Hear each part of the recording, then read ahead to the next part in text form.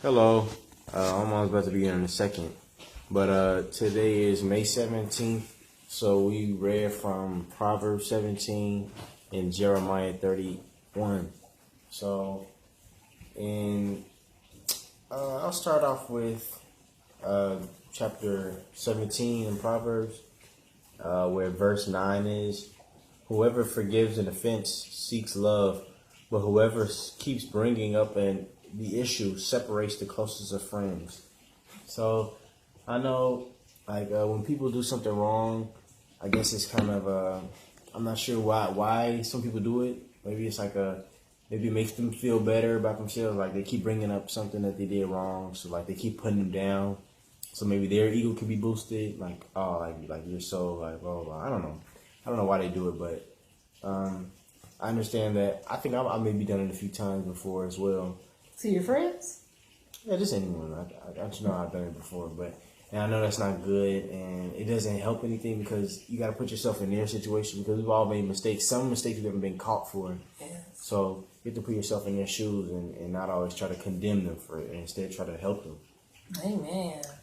And that's the definition of friendship in verse 17. A friend loveth at all times, even when we mess up, even when we just are not ourselves, we lose it sometimes.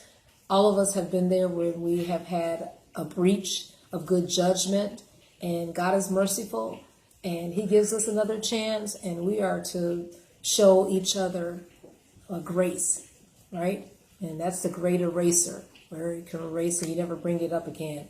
And also something about friendship 14. It's normal for comrades, companions to sometimes have disagreements or contention. But it says the beginning. When you see that, you're like, oh, that's a trigger, and you know that that's going to set someone off. It's best to just avoid that. It says the beginning of strife is as when one letteth out water. It's just like all this water that's been pouring all day, nonstop.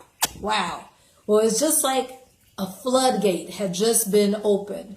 Therefore, leave off contention. Leave it off. Don't touch it before it be meddleth with.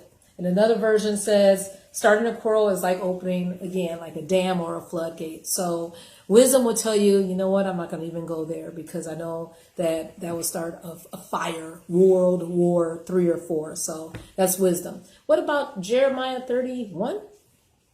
Yeah, I like verse 25.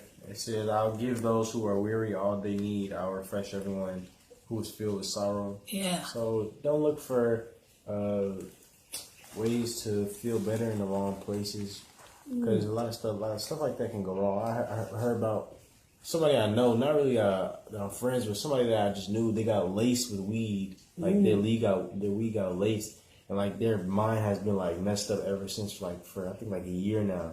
They've just been like really so maybe that started off with them trying to like numb some type of pain, but now they're in even more pain because.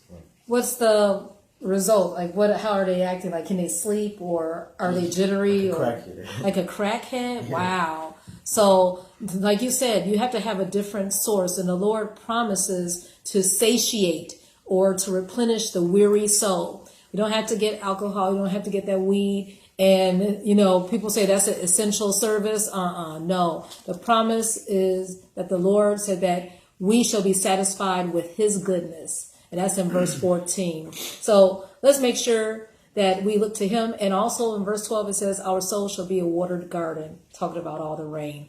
Amen. And sorrow no more. All right. Have a good evening. Enjoying the refreshment of the Lord.